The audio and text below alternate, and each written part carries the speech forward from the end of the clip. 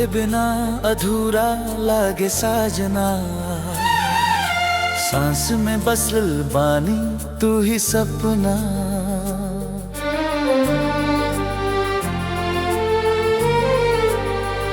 हो नैना खोजे तोहरे ही परछाई, दिल हर घड़ी तोहरे नाम गुनगुनाई। चांद भी शर्मा जाला तोहर मुस्कान देख के, रात कटे ना जब तक तोहरे बात होखे।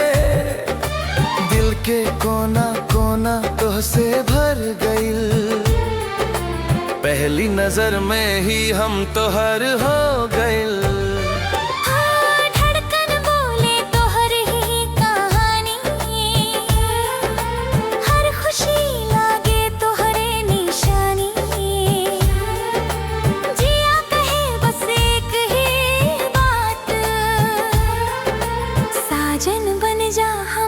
जिंदगी के साथ तोहरे प्यार में पागल भइल बानी, दिल के हर धड़कन में बसल बानी।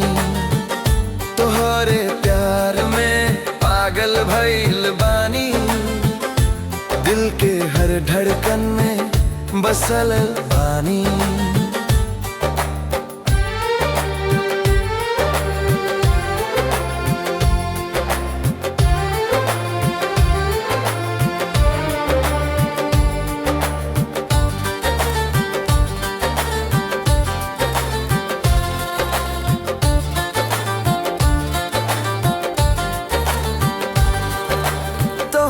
प्यार में पागल भइल बानी, दिन रात तोहरे ख्याल में डूबल बानी।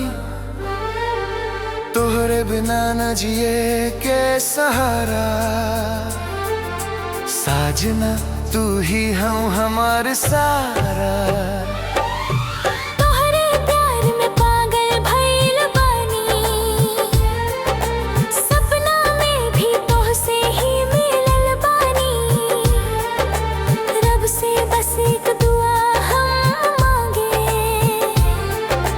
जन्म जन्म तोहरे साथ हम पावे, तोहरे बिना सब रंग फिका, तोहरे साथे हर लम्हा सजीला। हाथ पकड़ के कह दे आज, छोड़ब ना साथ कब हूँ साजना।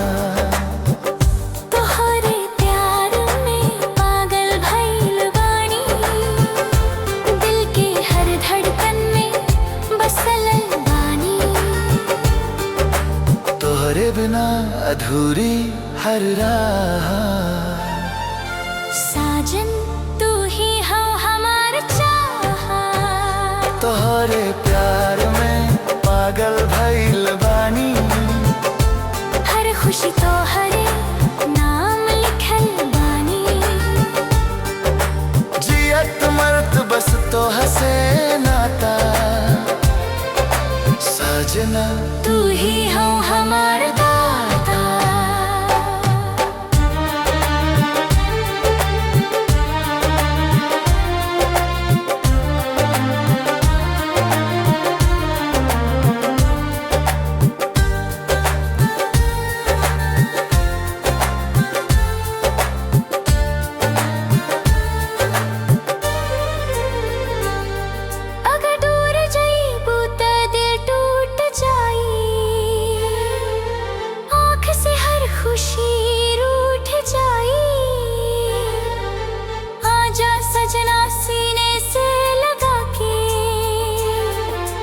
रख ली हमके आपन बना के, तोहरे बिना अधूरा हर सपना।